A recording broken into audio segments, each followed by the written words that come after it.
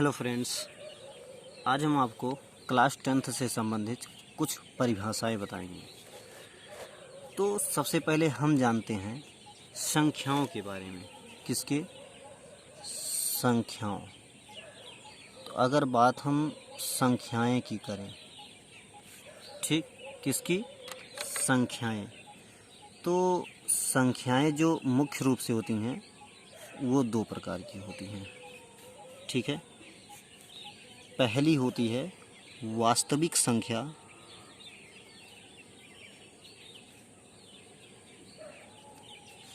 और दूसरी होती है काल्पनिक संख्या।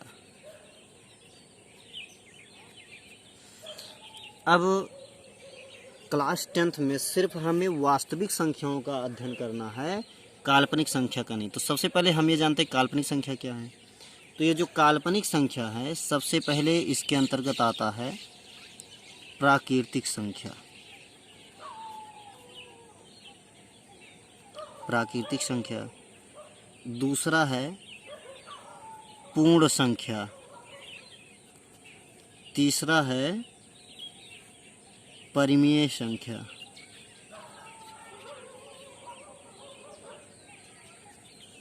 चौथा है अपरिमेय संख्या। और जो पांचवा आपका है पूर्णांक। ठीक। अब जैसे कुछ लोगों के मन में ये कल्पना उठ रही है, काल्पनिक संख्या है क्या? काल्पनिक संख्या जैसे मान लीजिए x² + 3 = 0, ठीक। तो अब बात करें तो x² = कितना होगा? -3। तो x = कितना होगा? रूट में -3, ये प्लस माइनस। तो ऐसी ही संख्याओं को रूट से बाहर निकालने के लिए नहीं निकलता है, लेकिन हम क्लास 12th में ऐसा अध्ययन करेंगे, ठीक है। तो इसी को कहते हैं काल्पनिक संख्या। अब थोड़ा हम परिभाषा समझ लेते हैं कि प्राकृतिक संख्या क्या है। प्राकृतिक संख्या ऐसी संख्या, यही बता देते छोटे में, जो काउंटिंग नंबर गणना में प्रयुक्त की जाने वाली, जैसे कि कहीं हम काउंटिंग करते हैं क्या बोलते हैं? 1 2 3 4 5। तो 1 2 3 4 ... ठीक है। अब बात हम करते हैं पूर्ण संख्या की। तो और एक चीज़, प्राकृतिक संख्या को हम कैपिटल N से शो करते हैं, क्योंकि इसे बोलते हैं नेचुरल नंबर। और पूर्ण संख्या को हम शो करते हैं W से, क्योंकि इसे बोलते हैं होल नंबर, वो भी कैपिटल W। तो इसकी परिभाषा समझा लेते हैं। इसमें बस क्या होता है, प्राकृतिक तो रहता ही है, जीरो को सम्मिलित कर लिया जाता है। 0 1 2 3 ... इसी को कहते हैं। अब बात आती है परिमेय संख्या किसे कहते हैं, ठीक ना। किसे? परिमेय संख्या किसे कहते हैं? तो याद रखिएगा, जिसे हम P/Q के रूप में लिख सकें। P और Q, यहाँ एक चीज़ और, Q ≠ 0। P और Q पूर्णांक हूँ। अब पूर्णांक है क्या? पहले हम पूर्णांक जान लेते हैं, तब परिमेय संख्या जानते हैं। पूर्णांक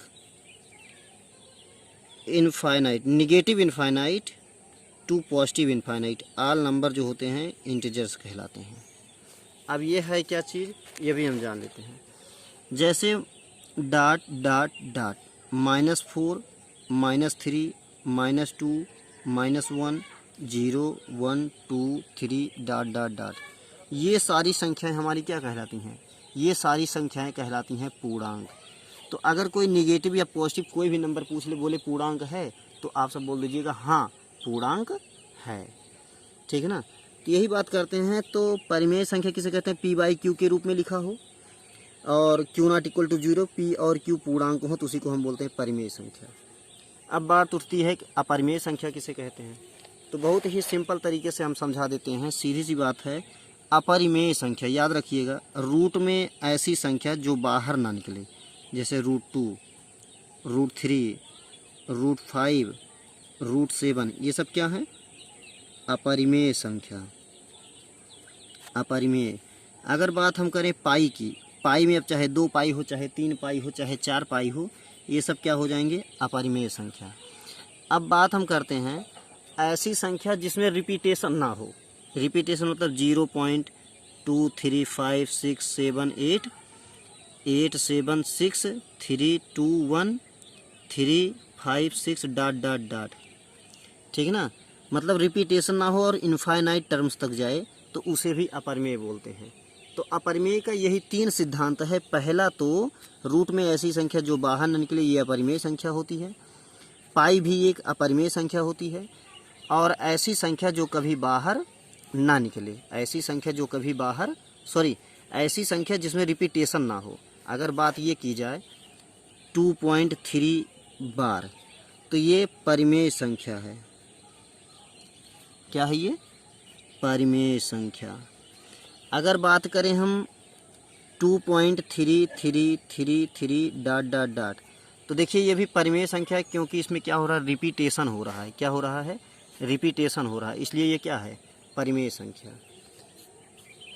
तो अब चलते हैं हम भाज्य और अभाज्य संख्या।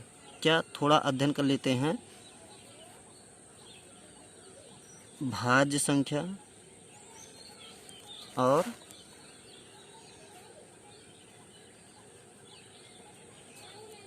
अभाज्य संख्या, ठीक। इसे बोलते हैं इंग्लिश में प्राइम नंबर।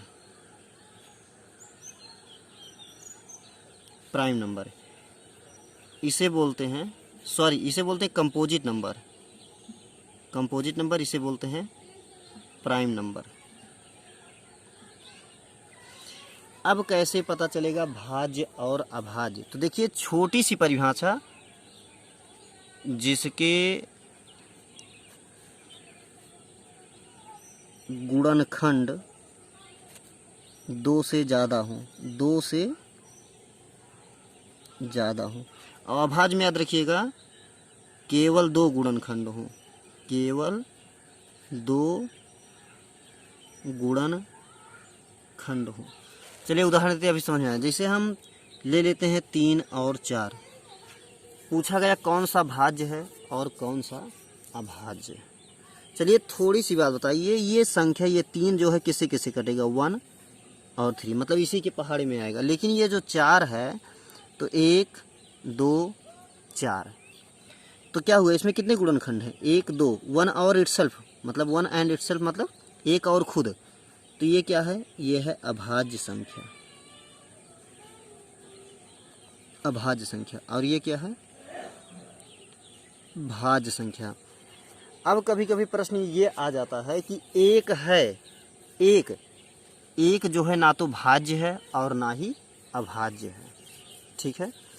तो अब बात उठती है कि कोप्राइम सह अभाज्य संख्या किसे कहते हैं? सह अभाज्य संख्या।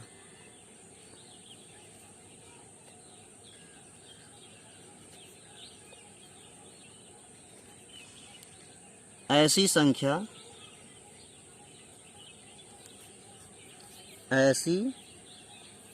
संख्या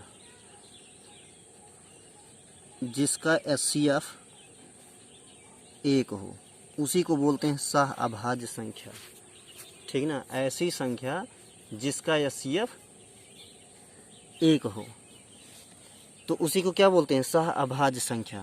तो इस प्रकार से हमारी सारी परिभाषाएं समाप्त हुई। एक बार हम फिर से चाहे तो रिपीट कर सकते हैं। आज पढ़े हम संख्या। संख्या 2 प्रकार की होती है, वास्तविक और काल्पनिक संख्या। काल्पनिक संख्या उसे कहते हैं जो रूट में हो, वो भी माइनस में हो रूट में। तो अब बात करते हैं वास्तविक संख्या, जैसे प्राकृतिक संख्या, पूर्ण संख्या, परिमेय संख्या, अपरिमेय संख्या, पूर्णांक। प्राकृतिक संख्या 1 से शुरुआत होती है, पूर्ण संख्या 0 से शुरू होती है, ठीक ना। और परिमेय संख्या की बात करें तो P/Q रूप में लिखा जा सकता है। थोड़ा एक चीज़ हम और ध्यान लेते हैं, परिमेय संख्या और भिन्न और परिमेय संख्या में अंतर। भिन्न और परिमेय संख्या। तो देखिए जो हम पीछे लिख रहे थे कि P और Q पूर्णांक हों, P और Q पूर्णांक हों, लिखे थे ना इसमें। तो यहाँ लिखा जाता है P और Q प्राकृतिक संख्या हो, प्राकृतिक संख्या हो। यही दोनों में अंतर है। जैसे एग्जाम्पल के तौर पर अगर हम देखें तो 2/3 ये क्या है? ये परिमेय संख्या है और भिन्न भी है। परिमेय संख्या और भिन्न दोनों है। लेकिन अगर बात हम करें -2/3 की, तो ये सिर्फ परिमेय संख्या है, भिन्न नहीं है। ठीक ना, परिमेय संख्या है, भिन्न नहीं है। सीधी सी बात है कि परिमेय संख्या भिन्न परिमेय संख्या हो सकती, लेकिन परिमेय संख्या भिन्न कभी नहीं हो सकती। ठीक है।